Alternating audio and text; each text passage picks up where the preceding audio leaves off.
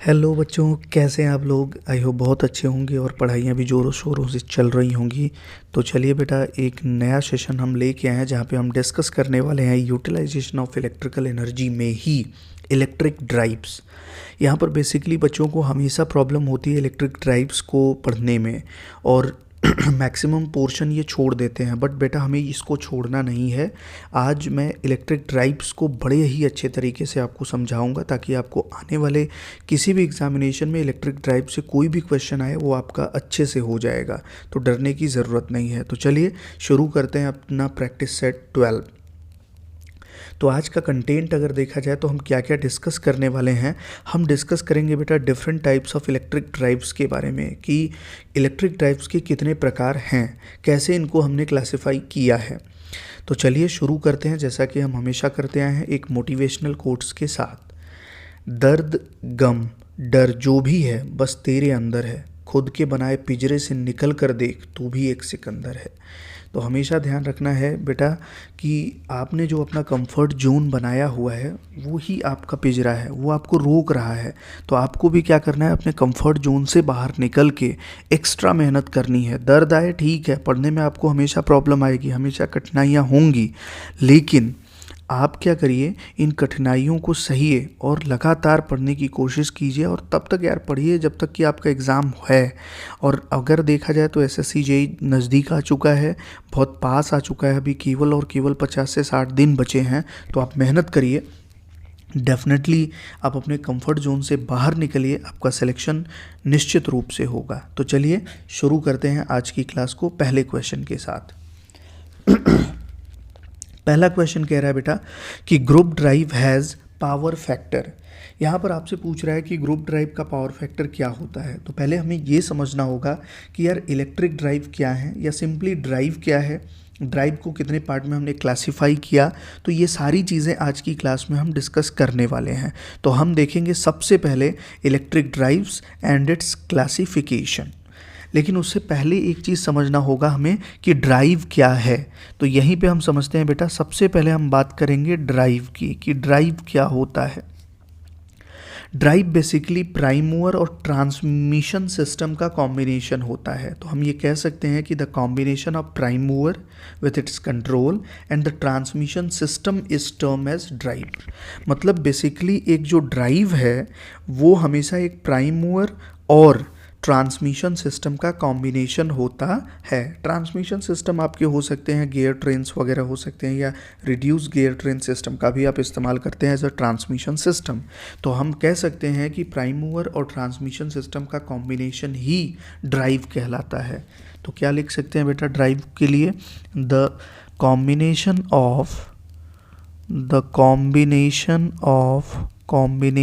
Of साथ साथ आपको भी लिखना है, पेन पेपर के साथ ही बैठना है, तभी इस क्लास का पूरा पर्पस हो सकेगा, उद्देश्य पूरा हो सकेगा। तो आपको हमेशा कॉपी पेन लेके बैठना है और ध्यान रहे कि यहाँ पर केवल और केवल क्वेश्चन कराने का मेरा पर्पस नहीं है। यहाँ पे क्वेश्चन के साथ साथ थ्योरी इस तरह से करा देना है आपको ताकि आप किसी भी एग्ज़ाम में कोई भी क्वेश्चन बड़े अच्छे तरीके से सॉल्व कर सकते हैं। तो the combination of prime mover with its control and transmission system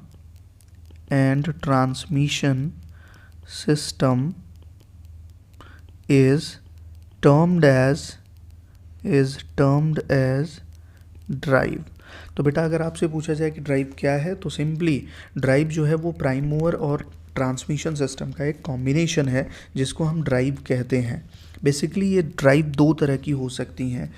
अगर हम इस ड्राइव का क्लासिफिकेशन करें तो ड्राइव कितने तरीके की हो सकती हैं, दो तरीके की हो सकती हैं। पहला जिसको हम बोल सकते हैं मैकेनिकल ड्राइव, पहला जिसको हम क्या बोल सकते हैं बेटा, मैकेनिकल ड्राइव, और दूसरा जिसको हम कहते हैं इलेक्ट्रिकल ड्राइव। तो फर्स्ट अगर देखा जाए तो mechanical drive and the second one is electrical drive. तो ड्राइव दो तरह की हो सकती है, मैकेनिकल और इलेक्ट्रिकल। नॉर्मली मैकेनिकल ड्राइव वो ड्राइव होती हैं जिसमें डीजल इंजन या टरबाइन का हम इस्तेमाल करते हैं एज अ प्राइम मूवर। मतलब किसी भी मैकेनिकल ड्राइव में we are using diesel engine और a turbine as a prime mover.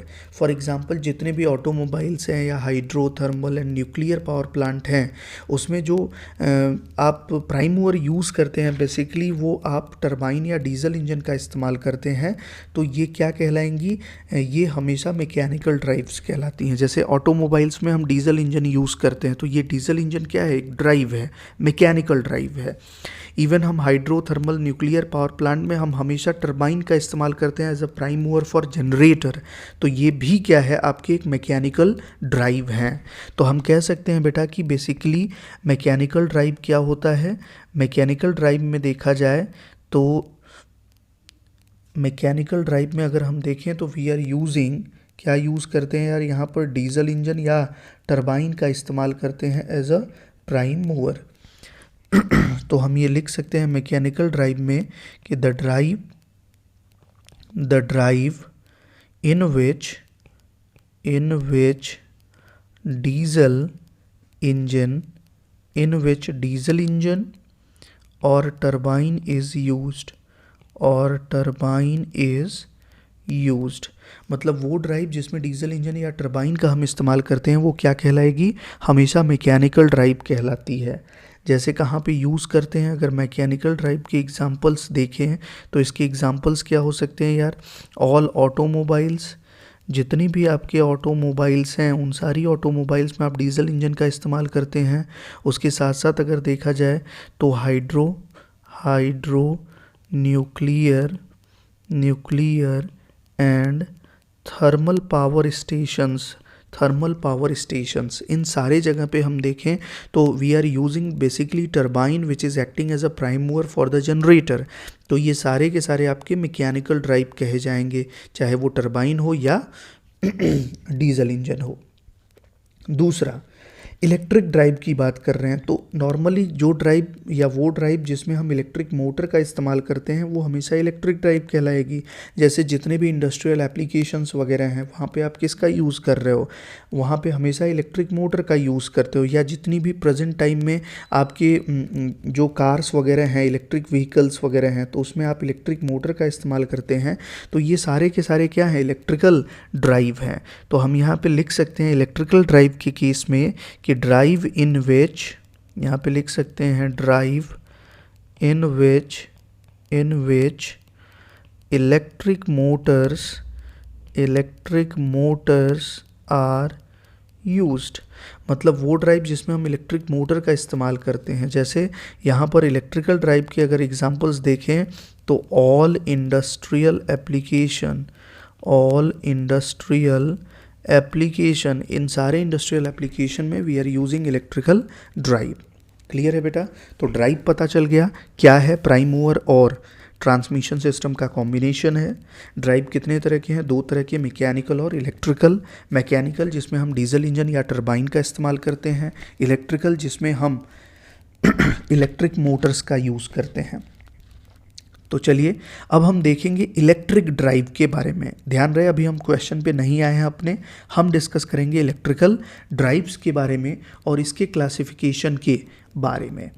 तो अगर हम इलेक्ट्रिकल ड्राइव की बात करें तो इलेक्ट्रिकल ड्राइव्स को हमने बेसिकली डिफरेंट पार्ट्स के अकॉर्डिंगली क्लासिफाई किया है। जैसे पहला क्लासिफिकेशन अगर हम इसका देखें तो पहला क्लासिफिकेशन हम इसका करते हैं ऑन द बेसिस ऑफ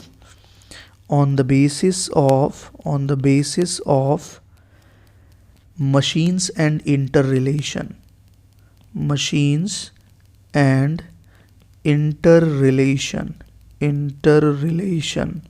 मतलब on the basis of machine या इंटर रिलेशन के हिसाब से अगर देखा जाए इसका क्लासिफिकेशन, तो इसमें अगर देखा जाए तो सबसे पहले अगर हम बात करें तो ये क्या है बेटा, on the basis of machine and inter relation पहला जो क्लासिफिकेशन है वो ग्रुप ड्राइव है, group drive.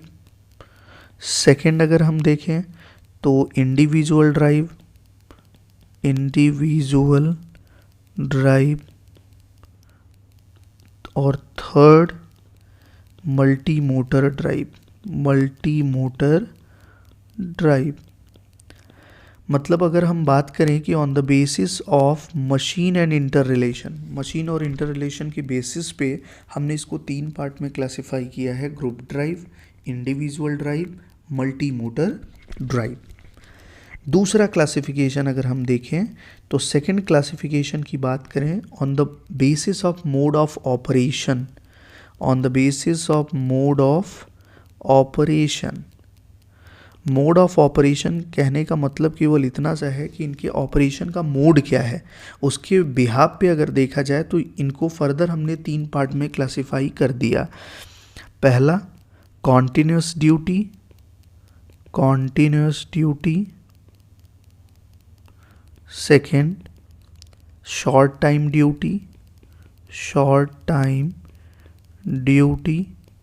Third intermittent duty, intermittent duty.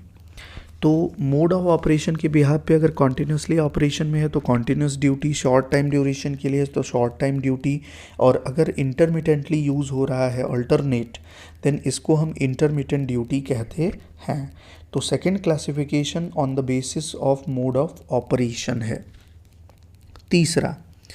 तीसरा अगर क्लासिफिकेशन हम देखें तो bye means of control, on the basis of means of control.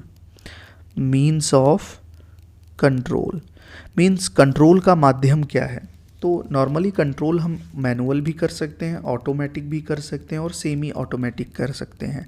Manually अगर आप कंट्रोल करोगे तो इसको मैनुअल कंट्रोल ड्राइव बोलेंगे, ऑटोमेटिकली कंट्रोल करोगे तो ऑटोमेटिक कंट्रोल ड्राइव, एंड अगर सेमी ऑटोमेटिक है तो सेमी ऑटोमेटिक ड्राइव। तो अगेन इसको 3 पार्ट में क्लासिफाई कर दिया, manual, second automatic, automatic, and third semi automatic, semi automatic. तो ये हमारे क्लासिफिकेशन है इलेक्ट्रिक ड्राइव्स के। पहला on the basis of machine and inter relation, जो कि बहुत इंपॉर्टेंट है और मैक्सिमम क्वेश्चन आपके एग्जामिनेशन में इसी से पूछे जाएंगे। तो ये वाला जो पोर्शन है ये बहुत ज़्यादा इंपॉर्टेंट है बेटा, और ज़्यादा से ज़्यादा क्वेश्चन आपके एग्जाम में इसी से पूछे जाएंगे, ग्रुप ड्राइव से, इंडिविजुअल ड्राइव से एंड मल्टी मोटर ड्राइव से। मोड ऑफ ऑपरेशन भी इंपॉर्टेंट है, continuous duty, short time duty and intermittent duty. Means of control के बिहाफ पे manual, automatic and semi automatic. Dynamic and transient के हिसाब से भी हमने इसको क्लासिफाई किया है, जैसे अनकंट्रोल्ड ट्रांजिएंट पीरियड के लिए ड्राइव अलग होगा एंड कंट्रोल ट्रांजिएंट पीरियड के लिए ड्राइव अलग होगा। तो हम डायनामिक एंड ट्रांजिएंट के हिसाब से भी इसका क्लासिफिकेशन कर सकते हैं, और उसके साथ साथ मेथड ऑफ स्पीड कंट्रोल के बिहाफ पे भी हमने इसका क्लासिफिकेशन किया है।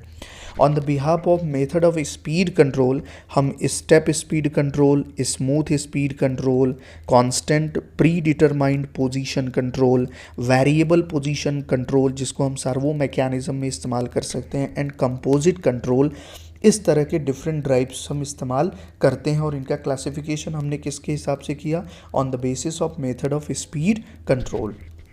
तो बेटा बहुत सारी चीज़ें हैं बट जगह नहीं है हमारे पास, इसलिए हम ये सारी चीज़ें मेंशन नहीं कर सकते हैं बट कुछ इंपॉर्टेंट चीज़ें हमने अब बता दी आपको। On the basis of machine and interrelation 3 तरह के ड्राइव होंगे, ग्रुप ड्राइव, इंडिविजुअल ड्राइव और multi motor drive. On the basis of mode of operation, continuous duty, short time duty और intermittent duty. On the basis of means of control, manual हो सकता है, automatic हो सकता है या सेमी ऑटोमेटिक हो सकता है।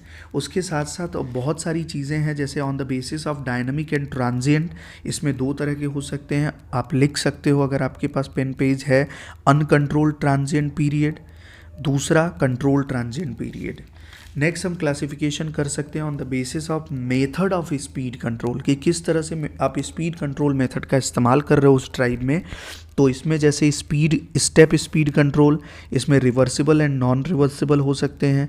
Smooth speed control, constant predetermined position control, variable position control which we are using in servo mechanism, and last composite control। तो ये सारे different classification है किसी भी इलेक्ट्रिक ड्राइव्स के। Is that clear?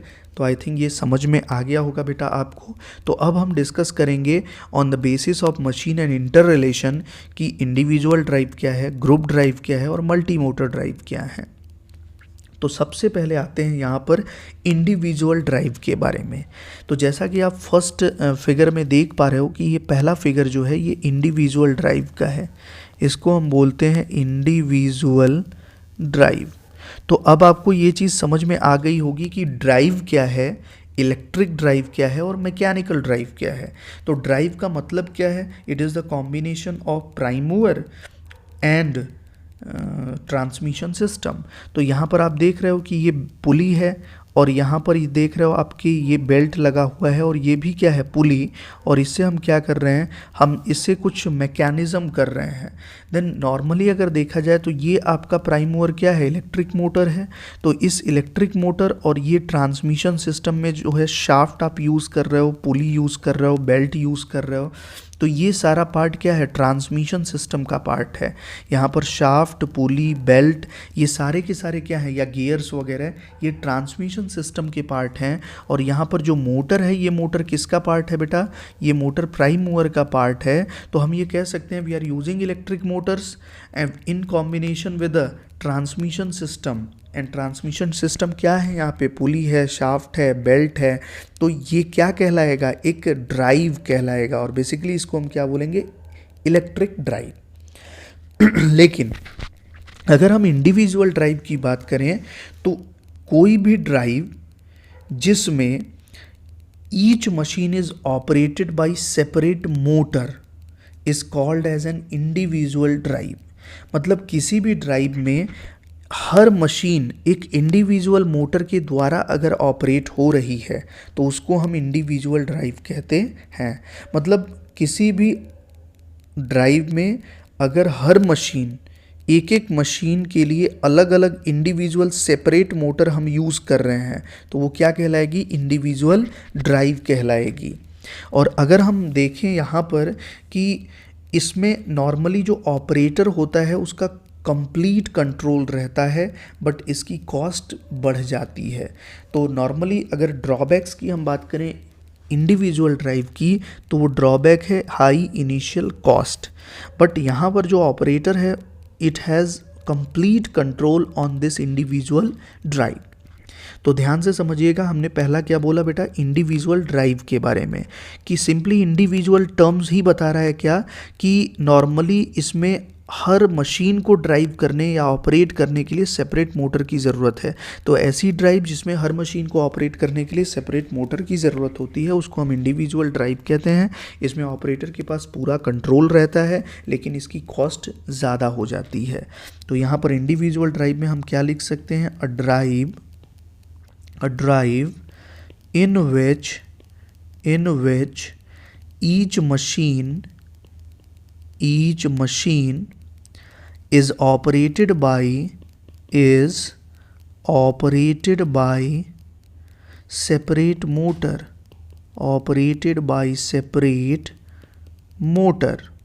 is called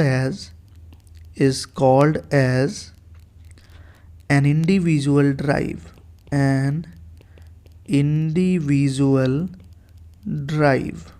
तो ये चीज़ आपको ध्यान में रखनी है। नॉर्मली अगर देखा जाए तो इसका एडवांटेज क्या हो जाएगा, पहला ऑपरेटर हैज़ कंप्लीट कंट्रोल। तो इसमें operator has complete control. And next इसके ड्रॉबैक क्या हो जाता है, it has high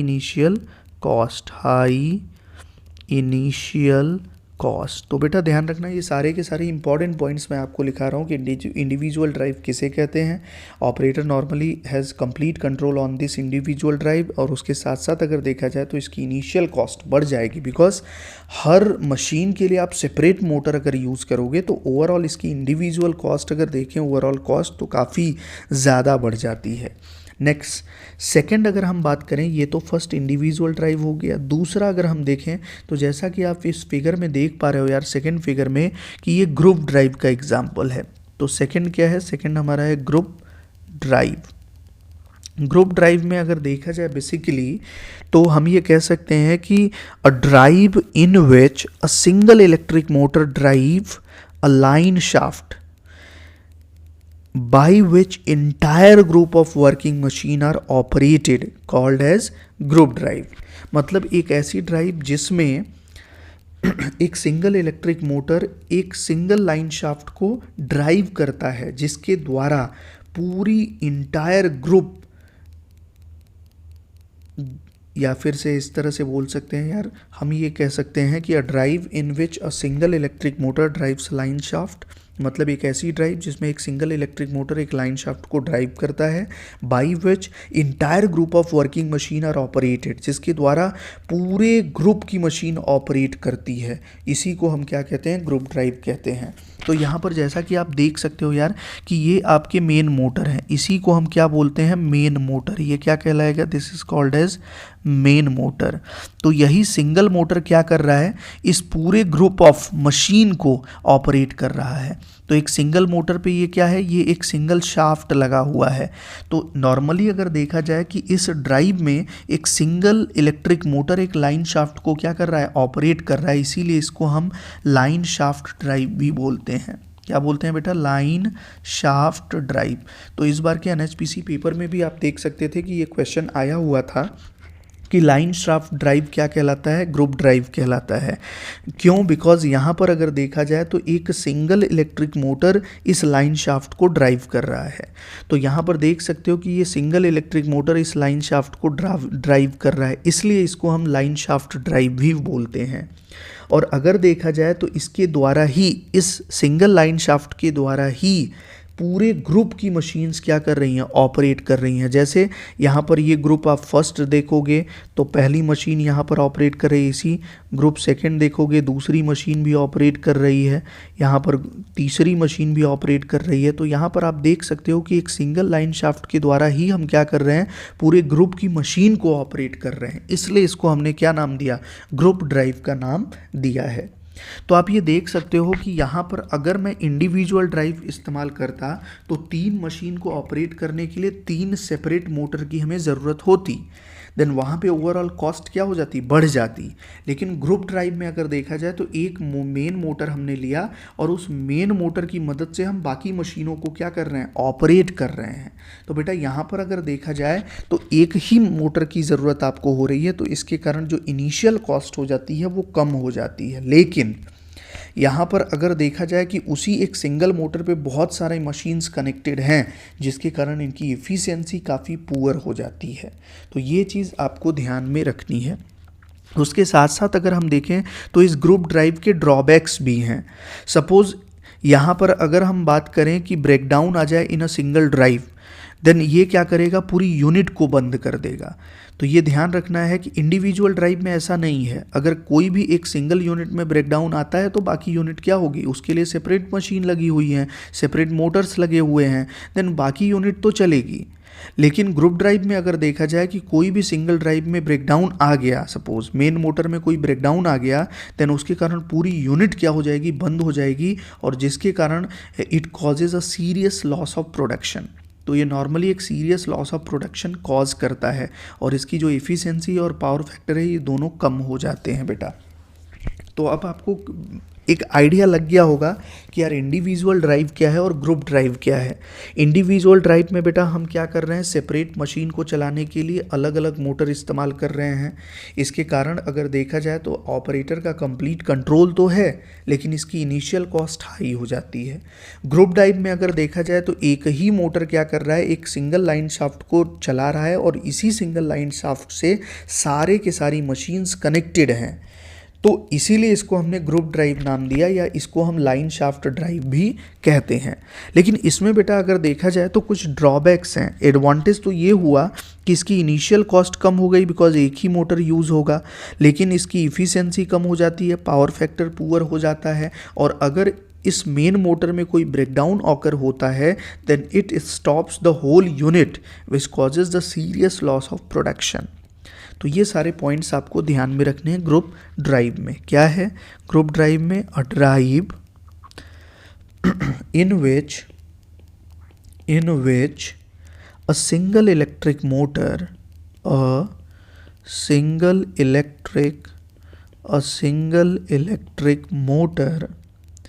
drives a line shaft। मतलब वो ड्राइव जिसमें एक single electric motor line shaft को ड्राइव करता है, बाई विच, जिसके द्वारा entire group of working machine are operated, entire group of working machines और ऑपरेटेड, क्लियर है,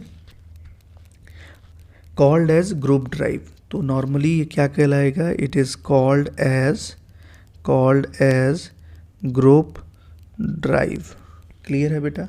इसकी कॉस्ट क्या हो जाती है, कम हो जाती है, लेकिन इसका पावर फैक्टर और इसकी इफ़िशेंसी क्या है, पुअर है।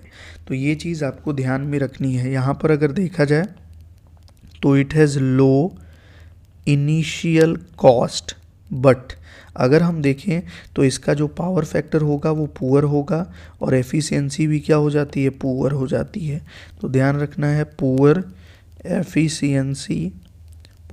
Efficiency and power factor. तो इसका पावर फैक्टर भी पुअर होता है और इसकी एफिशिएंसी भी पुअर हो जाती है। तो आई थिंक ये चीज़ आपको समझ में आ गई होगी कि ग्रुप ड्राइव क्या है, इंडिविजुअल ड्राइव क्या है। एक और पॉइंट लिख लेते हैं। वो पॉइंट क्या है बेटा कि नॉर्मली अगर कोई ब्रेकडाउन ऑकर हो जाता है सिंगल यूनिट में, if any breakdown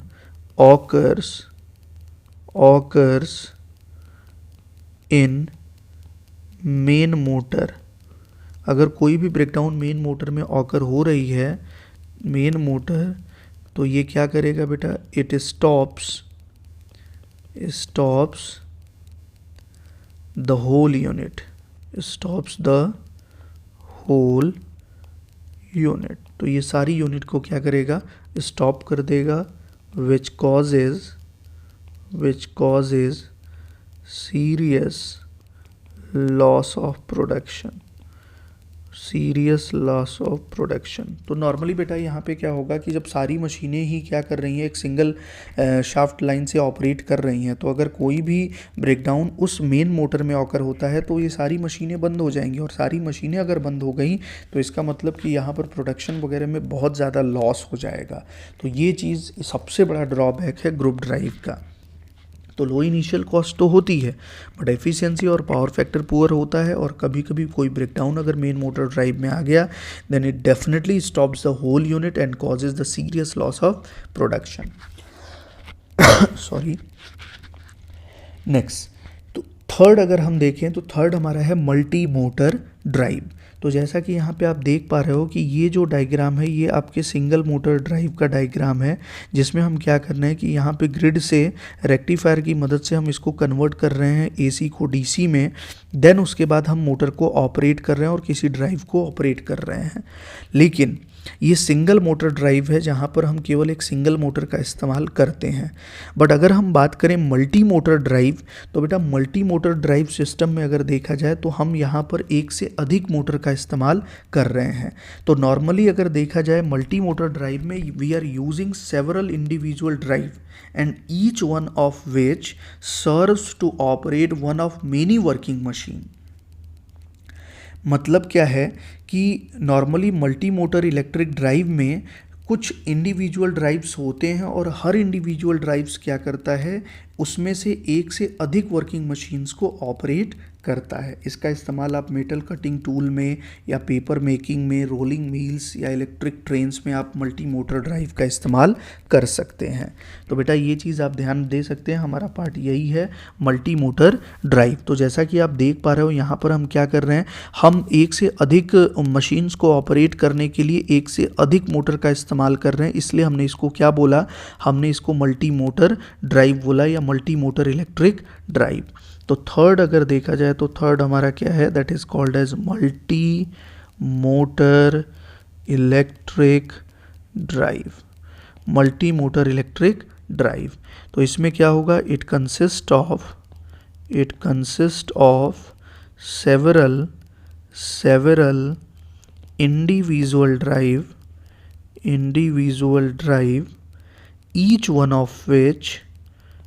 each one of which जिसमें से हर एक serves to produce serves to produce one of many working machine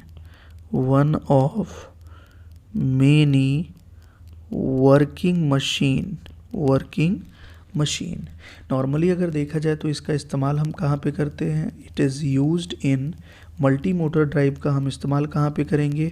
metal cutting tool में, पेपर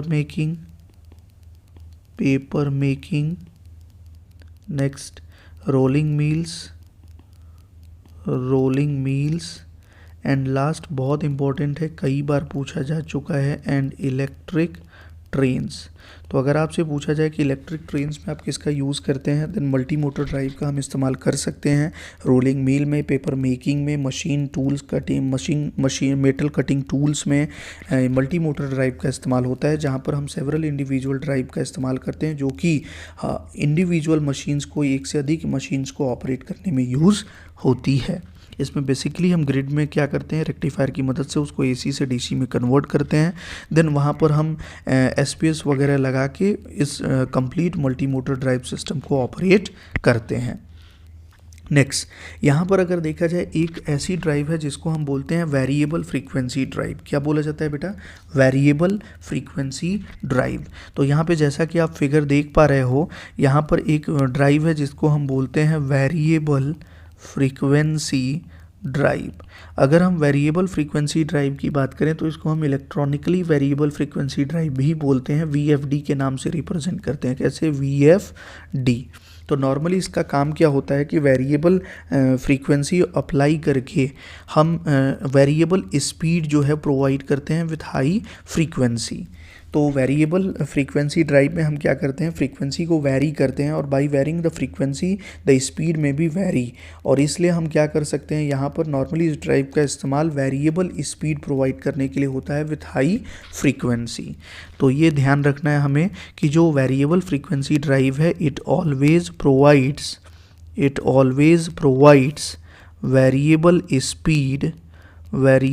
स्पीड। कैसे हम वेरिएबल स्पीड प्राप्त कर सकते हैं? फ्रीक्वेंसी को वैरी करके विथ हाई एफिशिएंसी। तो ध्यान रखना है, नॉर्मली हम हाई एफिशिएंसी के साथ वेरिएबल स्पीड को गेट कर सकते हैं। किसमें? वेरिएबल फ्रीक्वेंसी ड्राइव में।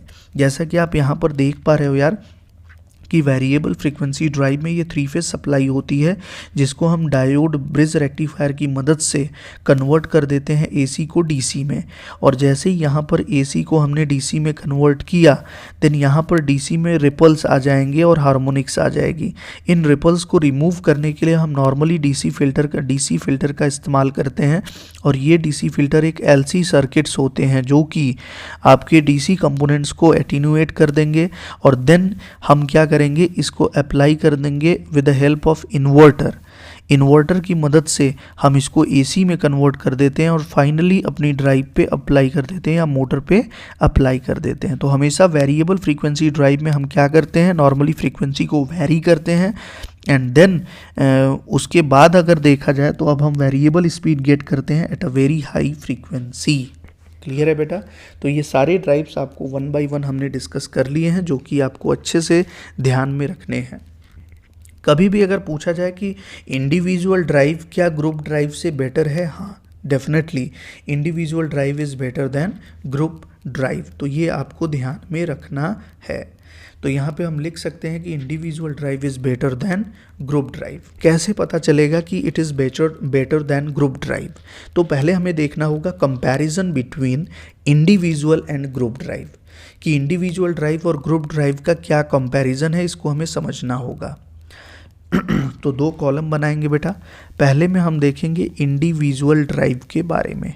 इंडिविजुअल ड्राइव, ये आप इसको प्रैक्टिस बैच सीरीज़ इसीलिए मैंने बोला है कि सारी चीज़ें मैं आपको बता दूंगा with the help of questions only. तो अब आप सारे क्वेश्चंस भी कर पाओगे, और उसके साथ साथ अगर देखा जाए तो किसी भी बुक को आप ले लीजिए और उस बुक को उठा के देखिए, ऐसा कोई क्वेश्चन नहीं होगा जो कि फंस जाए यार, मैं गारंटी देता हूँ सारे क्वेश्चंस इसी नोट से ही होंगे। मोर देन 90% क्वेश्चन इसी नोट से आएंगे। तो इंडिविजुअल ड्राइव। दूसरा अगर देखें तो हमारा क्या है, ग्रुप ड्राइव। इंडिविजुअल ड्राइव में अगर मैं आपसे पूछूं कि इनिशियल कॉस्ट क्या हो जाती है, हाई होगी डेफिनेटली, कि बिकॉज हर मशीन के लिए आप सेपरेट मोटर अगर यूज़ करोगे तो कॉस्ट तो डेफिनेटली बढ़ जाएगी। तो हम ये बोल सकते हैं कि it has high initial cost. लेकिन जब हम ग्रुप ड्राइव की बात करें तो अब सपोज 3 का ग्रुप अगर है तो 3 मशीन है तो 3 इंडिविजुअल ड्राइव में आपको 3 मोटर की ज़रूरत होती थी। लेकिन ग्रुप ड्राइव अगर है तो वहाँ पर हम सिंपली एक main motor of higher rating का लगा के उनको तीनों को ऑपरेट कर सकते हैं मशीन को। तो बेसिकली यहाँ पर इनिशियल कॉस्ट जो है वो कम हो जाती है। तो हम ये बोलेंगे it has low initial cost. दूसरा अगर देखा जाए तो ऑपरेटिंग कॉस्ट की अगर बात करें तो ऑपरेटिंग कॉस्ट ग्रुप ड्राइव में बढ़ जाएगा, बट इंडिविजुअल ड्राइव का जो ऑपरेटिंग कॉस्ट होगा वो कम हो जाएगा। रीज़न इसका क्या है? इसका रीज़न ये है कि इंडिविजुअल ड्राइव की इफ़िशियंसी हाई होगी, इसका पावर फैक्टर हाई होता है, बट ग्रुप ड्राइव में अगर देखें तो इसका पावर फैक्टर पुअर हो जाता है और इफ़िशियंसी भी पुअर हो जाती है, जिसके कारण इसका ऑपरेटिंग कॉस्ट हमेशा हाई रहता है। तो इंडिविजुअल ड्राइव में it has low operating cost. यहाँ पर अगर ग्रुप ड्राइव में देखें तो it has high operating cost. Next अगर हम बात करें पावर फैक्टर की तो इंडिविजुअल ड्राइव का गुड पावर फैक्टर है, it has good power factor और high power factor. Good power factor, यहाँ पर लो पावर फैक्टर या पुअर पावर फैक्टर। एफिशिएंसी अगर देखें तो हाई एफिशिएंसी है बेटा, ईटा को रिप्रेजेंट करते हैं एफिशिएंसी से। यहाँ एफिशिएंसी अगर देखें तो लो एफिशिएंसी है। ईटा क्या है? Eta is called as efficiency. तो ग्रुप ड्राइव की एफिशिएंसी कम होती है जबकि इंडिविजुअल ड्राइव की एफिशिएंसी ज़्यादा है। अगर मैं आपसे पूछूं कि ज़्यादा रिलायबल कौन है तो ग्रुप ड्राइव या इंडिविजुअल ड्राइव, तो हम बात करते हैं कि अगर इंडिविजुअल ड्राइव में कोई एक मशीन का मोटर जो है वो फेल हो जाता है तो बाकी 2 चलेंगी ना यार, बाकी तो चलेंगी ना रिमेनिंग।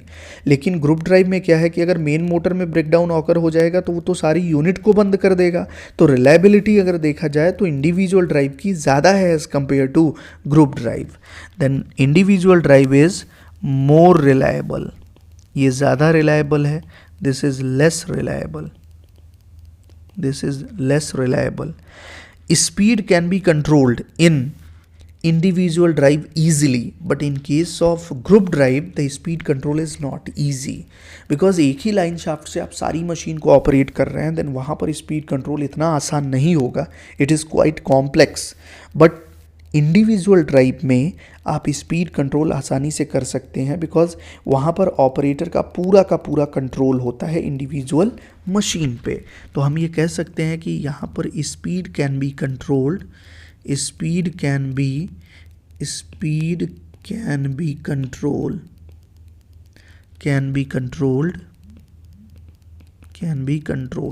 बट यहाँ पर देखा जाए तो स्पीड कंट्रोल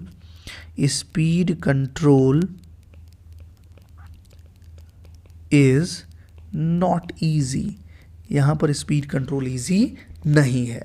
तो ओवरऑल अगर देखा जाए तो इंडिविजुअल ड्राइव और ग्रुप ड्राइव का अगर हम कंपैरिजन करें बेटा तो इसके कंपैरिजन से हमें क्या पता चल रहा है कि इंडिविजुअल ड्राइव की केवल और केवल इनिशियल कॉस्ट हाई है, लेकिन उसके साथ साथ अगर देखा जाए तो बाकी सारी चीज़ें एडवांटेजेस हैं। Low operating cost, good power factor, high efficiency, more reliable, speed easily control हो सकता है। ग्रुप ड्राइव में एक ही एडवांटेज है कि लो इनिशियल कॉस्ट है, इसके अलावा बाकी सारी चीज़ें क्या हैं? Higher operating cost, low power factor, low efficiency, less reliability and speed control is not easier. तो ओवरऑल अगर हम देखें तो we can say individual drive is better than group drive. हम क्या स्टेटमेंट दे सकते हैं? Individual drive is better than group drive. तो हमेशा ध्यान रखना बेटा कि इंडिविजुअल ड्राइव हमेशा ग्रुप ड्राइव से काफ़ी बेटर होती है। तो अब हम आते हैं बेटा अपने क्वेश्चन पे। अब हम अपने क्वेश्चन पे अगर देखें तो क्या कह रहा है क्वेश्चन कि group drive has power factor. जब शुरुआत में क्वेश्चन की कर रहा था, अगर मैं उस समय आपको ये क्वेश्चन डायरेक्टली बता देता कि it has low power factor, तो उतना अच्छा आपको नहीं लगता, न ही उतना कॉन्सेप्ट आपका क्लियर होता। जैसा कि बहुत जगह पे होता है कि डायरेक्टली जब वो प्रैक्टिस कराने आते हैं तो सिंपल सा क्वेश्चन देखते हैं और क्वेश्चन का आंसर लिख देते हैं और अगले क्वेश्चन पे बढ़ जाते हैं। तो बेटा मुझे यहाँ पे ऐसा नहीं करना है, मुझे आपको कंटेंट जो है वो इतने अच्छे से प्रोवाइड करनी है ताकि आपका कोई भी दिक्कत ही ना हो यार।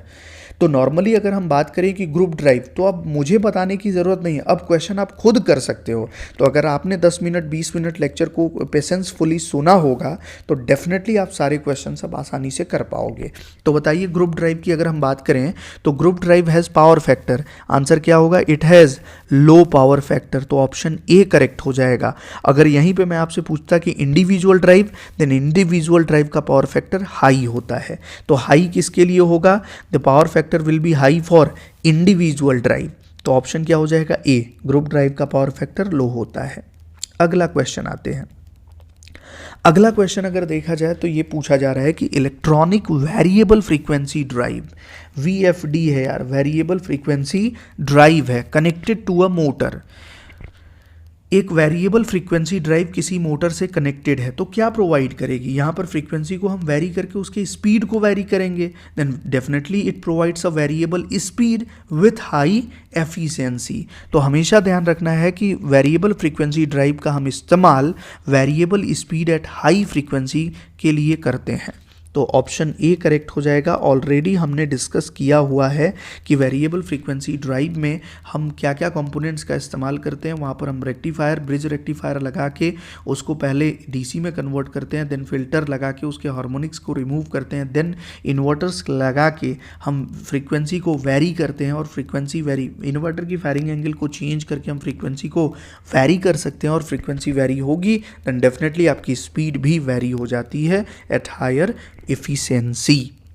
नेक्स्ट अगला क्वेश्चन क्या कह रहा है कि what are the different facts for the selection of electric drive. किसी भी इलेक्ट्रिक ड्राइव को चूज करना है, सेलेक्ट करना है, तो इनके सिलेक्शन के लिए क्या क्या डिफरेंट फैक्ट्स हो सकते हैं।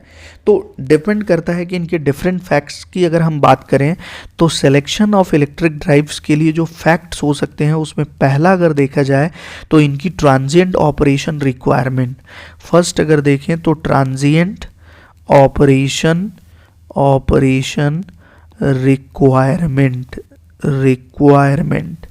सेकेंड रिलायबिलिटी, कि ये रिलायबल है या नहीं है। ये सारे के सारे फैक्टर्स आप देखते हो कि ये कितना रिलायबल है, इनकी रिलायबिलिटी के बारे में भी आप देखते हो, रिलायबिलिटी।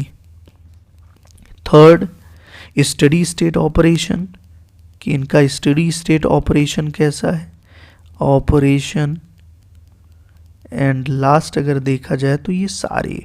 तो बेटा यहाँ पर अगर देखा जाए तो ये तीन नॉर्मली बेसिक रिक्वायरमेंट है for the selection of the electric drive.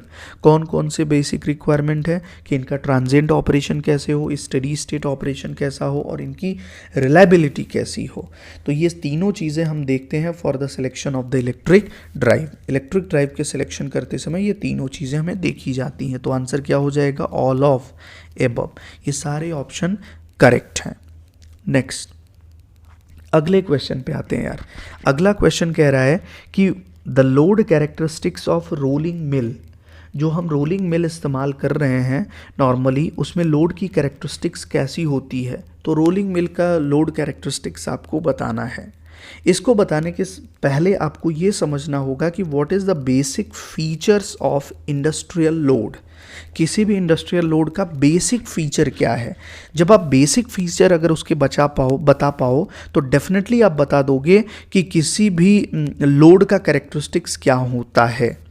तो लोड की कैरेक्टरिस्टिक्स समझने के पहले हमें टाइप ऑफ लोड कैरेक्टरिस्टिक्स समझना होगा, या इसी को हम बोल सकते हैं basic features of industrial load. This is called as basic features of industrial loads. तो देखेंगे इंडस्ट्रियल लोड के बेसिक फीचर्स क्या हैं। पहला, फर्स्ट अगर हम बात करें बेटा तो लिफ्टिंग लोड। फर्स्ट अगर लोड की बात करें तो कौन सा लोड है, लिफ्टिंग लोड। नॉर्मली अगर नाम से ही पता चल रहा है लिफ्टिंग लोड, दैट मीन्स किसी को क्या करेगा, लिफ्ट करेगा। और अगर लिफ्ट करना है जैसे क्रेन हो गया, वॉइस्ट हो गया, तो नॉर्मली यहाँ पर जो टॉर्क होना चाहिए वो इंडिपेंडेंट ऑफ स्पीड होना चाहिए, ताकि लिफ्टिंग वगैरह में आप देखिए तो स्पीड बहुत ज़्यादा आपका कोई बड़ा मेजर रोल प्ले नहीं करेगा। हमें किसी चीज़ को उठाना है और लिफ्ट करना है अगर एक हैवी लोड को, देन वहाँ पर हमारा टॉर्क जो है वो कांस्टेंट होना चाहिए throughout the range of the speed. Then हम ये कह सकते हैं कि लिफ्टिंग लोड के लिए हमेशा टॉर्क जो होती है वो कैसी होगी, torque is independent of speed, torque independent of speed. Normally हम लिफ्टिंग लोड कहाँ पे यूज़ करते हैं, क्रेन्स में यूज़ करते हैं, हॉइस्ट में यूज़ करते हैं। ये सारे एग्जांपल्स आपको ध्यान में रखने हैं, ये सारे के सारे आपके एग्जामिनेशन में पूछे गए हैं बेटा। तो टाइप्स ऑफ लोड की पहले बात करें तो पहला क्या है, लिफ्टिंग लोड। एग्जांपल क्या हो सकते हैं लिफ्टिंग लोड के, क्रेन्स हो सकता है, हॉइस्ट्स हो सकती हैं। यहाँ पे जो टॉर्क है वो स्पीड के इंडिपेंडेंट हो गया। दैट मीन्स अगर हम बात करें कि ये आपकी स्पीड है तो टॉर्क हमेशा क्या रहेगा, कांस्टेंट रहेगा through out the range of speed, it doesn't depends on the speed. दूसरा सेकंड अगर हम बात करें तो सेकंड हमारा जो लोड है उसको हम बोलते हैं एयर या फ्लूइड फ्रिक्शन लोड। कैसा लोड है, एयर और फ्लूइड फ्रिक्शन, एयर और फ्लूइड फ्रिक्शन। एयर या फ्लूइड फ्रिक्शन में अगर देखा जाए तो नॉर्मली जो टॉर्क है that is proportional to speed square. हमेशा ध्यान रखना कि एयर या फ्लूइड फ्रिक्शन के लोड होंगे देन वहाँ पर हमेशा जो टॉर्क होगी वो स्पीड स्क्वायर के प्रोपोर्शनल होगी। जैसे ब्लोअर हो सकता है, फैंस हो सकते हैं, वाटर व्हील्स हो सकते हैं। तो यहाँ पर एग्जांपल्स क्या हो सकते हैं बेटा, एग्जांपल्स आपके ब्लोअर हो सकते हैं, ब्लोअर, फैंस, वाटर व्हील्स, ये सारे के सारे हमेशा एयर या फ्लूइड फ्रिक्शन लोड के एग्जांपल्स हैं। इसमें torque is proportional to square of the speed. तो अगर इसकी ग्राफ को हम देखें तो ग्राफ कैसा होगा, torque with respect to speed parabolic होगा। कैसा ग्राफ होगा, पैराबोलिक होगा। नेक्स्ट अगर बात करें लोड ड्यू टू फ्रिक्शन, ये ध्यान रखना है कि ये जो टॉर्क प्रोपोर्शनल स्पीड स्क्वायर है ये किसके कारण है, एयर फ्रिक्शन या फ्लूइड फ्रिक्शन के कारण है। लेकिन केवल अगर हम बात करें फ्रिक्शन के कारण देन वहाँ पर स्पीड जो है होती है, टॉर्क जो होता है वो डायरेक्टली प्रोपोर्शनल टू स्पीड होती है अगर फ्लूइड फ्रिक्शन होगा। और ड्राई फ्रिक्शन है तो वहाँ पर टॉर्क हमेशा क्या रहेगी, कांस्टेंट रहेगी थ्रू आउट द स्पीड। तो ये चीज़ आपको ध्यान में रखनी है, load due to friction, load due to friction. तो हमेशा अगर देखें यहाँ पर third load due to friction, friction के कारण नॉर्मली कौन से फ्रिक्शन की बात हम कर रहे हैं यहाँ पर, ड्राई फ्रिक्शन। तो अगर हम बात करें ड्राई फ्रिक्शन का बेटा, लोड ड्यू टू फ्रिक्शन, कैसा फ्रिक्शन है, ड्राई, देन उस समय हमेशा जो टॉर्क होगा, torque independent of speed, torque independent of speed, speed पे डिपेंड नहीं करेगा। तो यहाँ पे ये टॉर्क होगा, ये स्पीड होगी, ये कांस्टेंट रहेगा। तो ये किसके कारण है, due to dry friction. Next अगर हम बात करें तो नेक्स्ट क्या है, डिफॉर्मेशन लोड। डिफॉर्मेशन लोड भी हो सकता है जैसे क्रशिंग हो गया, ग्राइंडिंग हो गया, मेटल ड्राइंग हो गया, या उसके साथ साथ अगर देखें आप तो मिलिंग मशीन्स, तो ये सारे के सारे क्या है, डिफॉर्मेटिव लोड हैं, इनको हम डिफॉर्मेशन लोड भी बोलते हैं। तो फोर्थ क्या है बेटा, डिफॉर्मेशन लोड। क्या हो सकते हैं डिफॉर्मेशन लोड, यहाँ पर क्रशिंग, ग्राइंडिंग, मेटल ड्राइंग,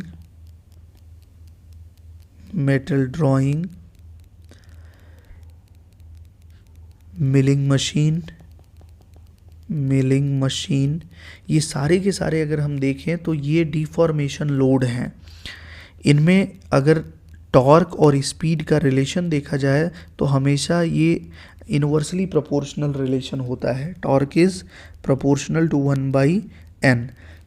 मतलब अगर स्पीड क्या होगी, बढ़ेगी, देन डेफिनेटली इसका टॉर्क क्या होगा, घटता जाएगा। तो ध्यान रखना है कि ये 4 तरह के इंडस्ट्रियल लोड हैं, इनके फीचर्स हमने आपको बताए। पहला अगर देखा जाए तो कौन सा लोड होगा, लिफ्टिंग लोड जिसमें क्रेन और वॉइस्ट में यूज़ करते हैं, यहाँ पर T is independent of speed. दूसरा एयर और fluid friction, T proportional N square, जैसे ब्लोअर हो गया, फैंस हो गया, वो वाटर व्हील्स हो गए। Next load due to friction, load due to friction में बेटा ड्राई फ्रिक्शन की अगर हम बात करें, ये किसके लिए, this is for dry friction. Then हमेशा torque is independent of speed. Deformation load जैसे क्रशिंग में, ग्राइंडिंग में, मेटल ड्रॉइंग में, मिलिंग मशीन में, तो torque is inversely proportional to N, जहाँ पर स्पीड बढ़ेगी तो टॉर्क तेज़ी से घट जाता है। तो ये सारी चीज़ें आपको ध्यान में रखनी है। ये चीज़ें अगर आपको ध्यान में रहेंगी तो आप आसानी से सारे क्वेश्चन के आंसर बता सकते हो। अब नॉर्मली ड्राइव के बारे में हमने तो आपको बता ही दिया है कि यार कॉन्टीन्यूस आपके ड्राइव हो सकते हैं। कैसे ड्राइव हो सकते हैं, कॉन्टीन्यूस हो सकते हैं। उसके साथ साथ अगर देखा जाए तो शॉर्ट टाइम ड्यूटी के लिए, इंटरमिटेंट ड्यूटी के लिए भी डिफरेंट लोड्स इस्तेमाल होते हैं। तो अगर मैं आपसे पूछूं कि नॉर्मली क्रेन्स या वॉइस्ट का इस्तेमाल आप किस लिए करते हैं, then this is use for intermittent duty cycle. Shear punching, metal pressing, ये सारे के सारे इंटरमीडिएट ड्यूटी साइकिल के लिए इस्तेमाल होते हैं। क्लियर है बेटा? तो ये सारी चीज़ें आपको समझ में आ गई होंगी कि डिफरेंट इंडस्ट्रियल लोड के फीचर्स क्या हो सकते हैं। तो अब हम आते हैं अपने क्वेश्चन पे। क्वेश्चन कह रहा है यहाँ पर, ये क्वेश्चन अगर देखा जाए कि load characteristics of rolling mill, कि रोलिंग मिल का जो लोड कैरेक्टरिस्टिक्स होता है वो कैसा होता है। तो जब भी हम बात करेंगे कि रोलिंग मिल में क्या करते हैं आप, नॉर्मली हम शॉर्ट इंटरवल ऑफ टाइम के लिए फ्लक्चुएट करते हैं लोड को। तो रोलिंग मिल में हम क्या करते हैं बेटा, हमेशा रोलिंग करते हैं मेटल की, और जब मेटल की रोलिंग कर रहे हो आप तो वहाँ पर आपको नॉर्मली फ्लक्चुएशंस होते हैं, और ये फ्लक्चुएशंस हमेशा शॉर्ट इंटरवल ऑफ टाइम के लिए होते हैं। तो ध्यान रखना, कैरेक्टरिस्टिक्स ऑफ रोलिंग मिल में क्या होगा, फ्लक्चुएट वाइडली, फ्लक्चुएट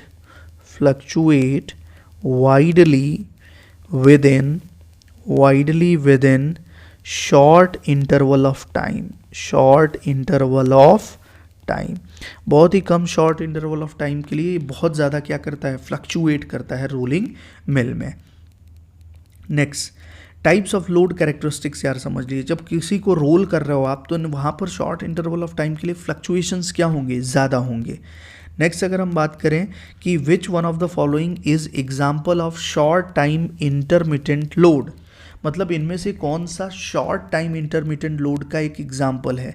तो आप देख सकते हैं क्रेन्स वगैरह क्या हैं, एक शॉर्ट टाइम इंटरमिटेंट लोड का एग्जाम्पल है। बिकॉज क्रेन्स में आप क्या कर रहे हो या वॉइस्ट में क्या कर रहे हो आप, कि अचानक आपको चीज़ें क्या करनी है, लिफ्ट करनी है, देन उसके बाद रख देना है, फिर क्या करना है, लिफ्ट करना है, रख देना है। दैट मीन्स आप बहुत ही शॉर्ट टाइम ड्यूरेशन के लिए इंटरमिटेंट अल्टरनेट लोड का इस्तेमाल कर रहे हैं, अल्टरनेटिवली लोड को लिफ्ट कर रहे हैं। तो ये नॉर्मली किस में होगा बेटा, ये हमेशा क्रेन्स में होगा।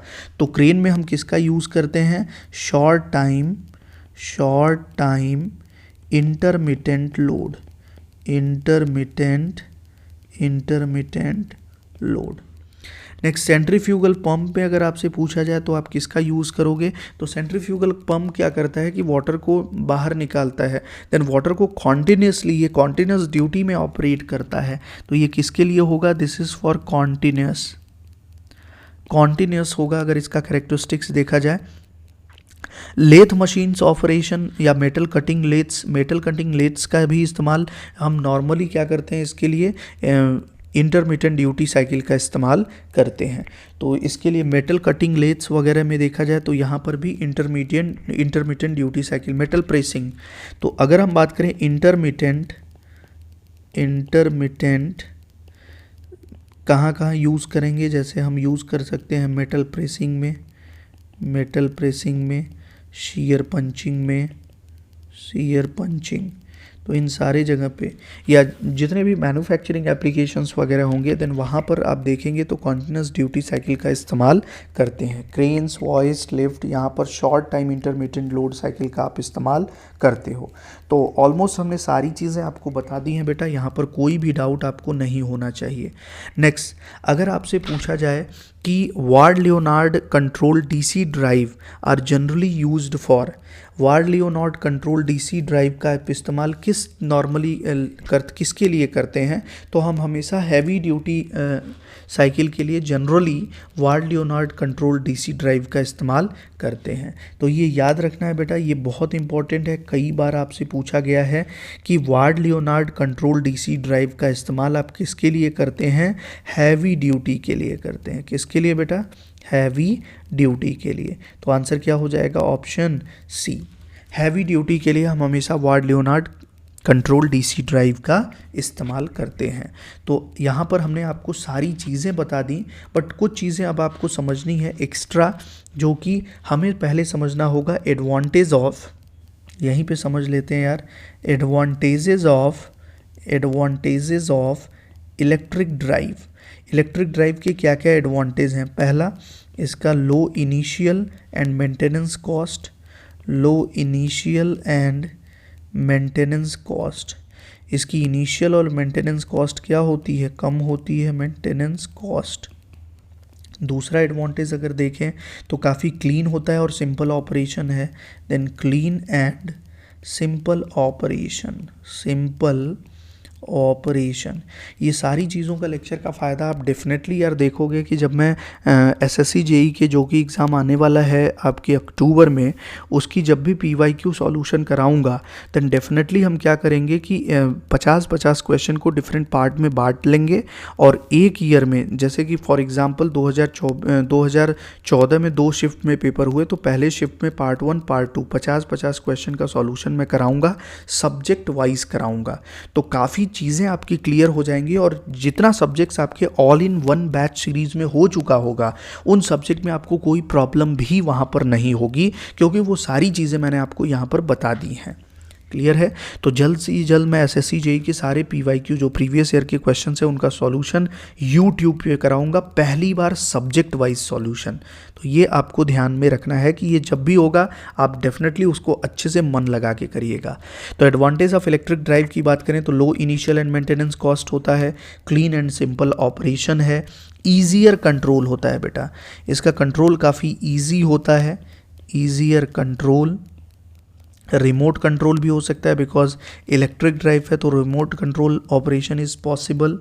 Transmission of power can be done with the help of cable at a long distance instead of long shaft. ये बहुत मेन इंपॉर्टेंट पॉइंट है, बिकॉज नॉर्मली जब आप मैकेनिकल ड्राइव में जाते हो तो मैकेनिकल ड्राइव में अगर लॉन्ग डिस्टेंस पे आपको ट्रांसमिशन करना है तो उतना लंबा आपको शाफ्ट भी लगाना पड़ता है। बट इलेक्ट्रिक ड्राइव का ये सबसे बड़ा एडवांटेज है कि नॉर्मली जब आप लॉन्ग डिस्टेंस पे पावर का ट्रांसमिशन करना चाहते हैं, देन वहाँ पर आप केवल केबल जो है लंबी लगा के नॉर्मली पावर को लॉन्ग डिस्टेंस पे ट्रांसमिट कर सकते हैं, आपको इतने लंबे शाफ्ट की ज़रूरत नहीं होती है। तो transmission of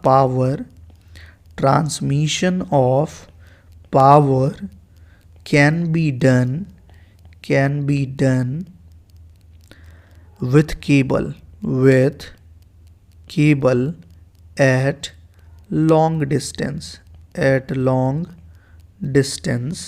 instead of long shaft। तो लंबे शाफ्ट लगाए बिना ही आप क्या कर सकते हैं, केबल की मदद से लंबी दूरी पे पावर का ट्रांसमिशन कर सकते हैं बेसिकली इलेक्ट्रिक ड्राइव में। तो low initial cost, low maintenance cost, clean and simple operation, easier control, remote control operation, and the power can be transferred over a long distance with the help of cable instead of using long shaft in electric drives. Next, अगर हम इसके drawback की बात करें कि electric drive का disadvantage क्या है, तो अब हम डिस्कस करने वाले हैं disadvantage of electric drive. Disadvantage, कि इसके डिसएडवांटेजेस क्या हैं बेटा। अगर डिसएडवांटेज की बात करें देन ये केवल और केवल उसी एरिया में आप यूज़ कर सकते हैं जो एरिया इलेक्ट्रीफाइड है। अगर इलेक्ट्रीफाइड एरिया नहीं होगा देन वहाँ पर आप इलेक्ट्रिक ड्राइव का इस्तेमाल नहीं कर पाएंगे, वहाँ पर हमें मैकेनिकल ड्राइव यूज़ करनी होगी। दूसरा, ये यहाँ पर पॉसिबिलिटी है कि फॉल्ट ऑकर हो सकता है, then there may be a possibility of severe fault, because electrical system है, डेफिनेटली कुछ डिस्टर्बेंस वगैरह होगा देन वहाँ पर सीवियर फॉल्ट होने की संभावना ज़्यादा रहेगी। और अगर कभी भी सप्लाई फेल कर जाती है तो ये पूरे सिस्टम को पैरालाइज कर देगा, बिकॉज यहाँ पर अगर देखा जाए इन इलेक्ट्रिक ड्राइव का जो हार्ट है वो है इलेक्ट्रिक सप्लाई, एंड सप्लाई अगर चली गई तो डेफिनेटली वो पूरा सिस्टम पैरालाइज हो जाएगा। तो क्या क्या डिसएडवांटेज हैं? पहले डिसएडवांटेज अगर देखें तो only employed in electrified area। दूसरा, सेकंड अगर देखें तो possibility of severe fault, there may be a possibility of severe fault, तो सीवियर फॉल्ट की पॉसिबिलिटी है। तीसरा, failure of supply may paralyze whole system। तो हो सकता है कि सप्लाई अगर फेल कर जाए तो पूरा का पूरा सिस्टम पैरालाइज हो सकता है। तो ये इसके एडवांटेज और डिसएडवांटेज हैं। एक और चीज़ इंपॉर्टेंट है बेटा, हम डिस्कस करेंगे 4 quadrant operation of a motor, और बेसिकली हम इस पे बात करेंगे कि 4 quadrant operation of a motor when driving a hoist load. तो यहाँ पर एक चीज़ आप देख लो, ये नोट में इम्पॉर्टेंट है, इससे समझ जाएंगे कि क्या है 4 quadrant operation. 4 quadrant operation of a motor driving hoist load. ध्यान रखना, अगर देखा जाए कि कोई मोटर एक हॉइस्ट लोड को क्या कर रहा है, ड्राइव कर रहा है, तो उसका एक 4 क्वाड्रेंट ऑपरेशन हम देखेंगे। तो 4 क्वाड्रेंट ऑपरेशन में बेसिकली आपके 4 क्वाड्रेंट है। यहाँ पर ये आपका टॉर्क एक्सिस है और ये आपका यहाँ पर हम ले लेते हैं स्पीड। तो बेसिकली यहाँ पर अगर देखें तो जब भी आपका मोटरिंग टॉर्क क्या है, पॉजिटिव मोटरिंग टॉर्क है और स्पीड भी आपकी एक पर्टिकुलर डायरेक्शन में है, तो इसको बेटा हम कहेंगे फॉरवर्ड मोटरिंग। क्या बोला जाता है? This is called as forward motoring. तो याद रखना है कि पहले क्वाड्रेंट में हमेशा क्या होगा, पहले क्वाड्रेंट में हमेशा फॉरवर्ड मोटरिंग होगा। तो फर्स्ट क्वाड्रेंट में क्या होगा बेटा, फॉरवर्ड मोटरिंग। ये टर्म याद रखना है, फर्स्ट क्वाड्रेंट में हमेशा क्या होगा, फॉरवर्ड मोटरिंग। दूसरा अगर हम बात करें कि हमारा जो मोटरिंग टॉर्क है वो नेगेटिव हो जाए, मोटरिंग टॉर्क क्या हो जाए, नेगेटिव हो जाए, और स्पीड भी कैसी हो गई, स्पीड भी नेगेटिव हो गई, देन इसको हम बोलेंगे, अगर मोटरिंग टॉर्क भी नेगेटिव हो गया देन स्पीड भी नेगेटिव अगर हो गई देन इसको बोला जाएगा रिवर्स मोटरिंग। क्या बोला जाएगा बेटा, इसको हम कहेंगे रिवर्स मोटरिंग। तो ये सिंपल सा है कि जब आप पॉजिटिव टॉर्क है, पॉजिटिव स्पीड क्लॉकवाइज डायरेक्शन में रोटेट कर रहा है, अचानक टॉर्क रिवर्स करेंगे तो रिवर्स डायरेक्शन में रोटेट करने लगेगा, दैट मीन्स दोनों रिवर्स हो गए, देन इसको हम रिवर्स मोटरिंग कहेंगे। This is called as reverse motoring. ये हमेशा किस में होगा, थर्ड क्वाड्रेंट में। तो याद रखना है पहला और तीसरा, पहला फॉरवर्ड मोटरिंग, तीसरा reverse motoring. Is that clear? ये चीज़ आपको ध्यान में रखनी है। अगर हॉइस्ट लोड की बात करें तो पहले में फॉरवर्ड मोटरिंग में जो मोटरिंग टॉर्क होता है वो लोड टॉर्क से ज़्यादा होगा ताकि इसको क्या कर सके, लिफ्ट कर सके। देन यहाँ पर हमेशा जब भी हम हॉइस्ट लोड की बात करें तो यहाँ पर motoring torque is greater than load torque, ताकि वो क्या कर सके, इसको लिफ्ट कर सके। और रिवर्स मोटरिंग में अगर देखा जाए तो मोटरिंग टॉर्क यहाँ पर अभी भी क्या होगी, लोड टॉर्क से ज़्यादा होगी। मोटरिंग टॉर्क अभी भी क्या होगी, लोड टॉर्क से ज़्यादा होगी रिवर्स मोटरिंग में। नेक्स्ट, अगर हम बात करें कि हमारा जो मोटरिंग टॉर्क है वो मोटरिंग टॉर्क नेगेटिव है और स्पीड हमारी क्या है, speed is positive. Then positive speed पे आपका नेगेटिव मोटरिंग टॉर्क है, देन इसको हम बोलते हैं जनरेटिंग। क्या बोलते हैं बेटा? इसको जनरेटिंग कहते हैं। और जनरेटिंग हमेशा क्या होगा? सेकंड क्वाड्रेंट में आएगा। जनरेटिंग किस में आएगा? सेकंड क्वाड्रेंट में। और फोर्थ क्वाड्रेंट में अगर हम बात करें तो फोर्थ क्वाड्रेंट में ब्रेकिंग आ जाएगा। क्या आ जाएगा? ब्रेकिंग। तो ये सारे के सारे पॉइंट्स आपको ध्यान में रखने हैं। ब्रेकिंग में आपका टॉर्क पॉजिटिव होगा बट स्पीड रिवर्स हो जाएगी नेगेटिव। क्लियर है? ये चीज़ें आपको ध्यान में रखनी है यार। यहाँ पे आपको नॉर्मली कंफ्यूज नहीं होना है। इसको सिंपल सा यहाँ पे मेरा बताने का मतलब क्या है कि आप केवल इसको इस तरीके से समझिए कि नॉर्मली 4 क्वाड्रेंट ऑपरेशन की अगर बात करें किसी भी मोटर के, तो किसी भी मोटर के अगर 4 क्वाड्रेंट ऑपरेशन की बात करें बेटा, तो पहले क्वाड्रेंट में क्या होगा? Forward motoring. दूसरे क्वाड्रेंट में क्या होगा? याद रखना है, दूसरे क्वाड्रेंट में जनरेटिंग होगा।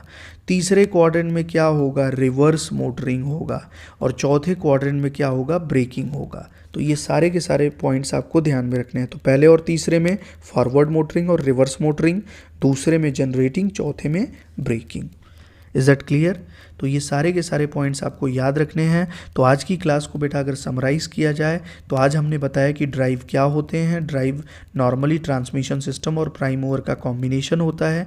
ड्राइव 2 तरह के होते हैं, इलेक्ट्रिकल और मैकेनिकल। इलेक्ट्रिकल ड्राइव का क्लासिफिकेशन हमने देखा, तो on the basis of machine and interrelation इसको 3 पार्ट में क्लासीफाई किया: ग्रुप ड्राइव, इंडिविजुअल ड्राइव और multi motor drive. Individual drive अगर देखा जाए तो ज़्यादा बेटर होती है than group drive. Individual drive की हाई इनिशियल कॉस्ट है, ग्रुप की लो इनिशियल कॉस्ट है। इंडिविजुअल ड्राइव में low operating cost, good power factor, high efficiency, ज़्यादा रिलायबल है, speed can be easily controlled. But group drive में अगर देखें तो लो पावर फैक्टर, लो इफिशिएंसी, लेस रिलायबल है, speed control is not easy. Variable frequency drive का हम इस्तेमाल कर सकते हैं at high frequency variable speed control के लिए। एंड नेक्स्ट डिफरेंट लोड्स के बारे में हमने बताया कि फ्लक्चुएटिंग लोड क्या है, उसके साथ साथ हम देखें कि different types of load characteristics क्या है, लिफ्टिंग लोड क्या है, एयर फ्रिक्शन लोड क्या है, लोड ड्यू टू फ्रिक्शन क्या है।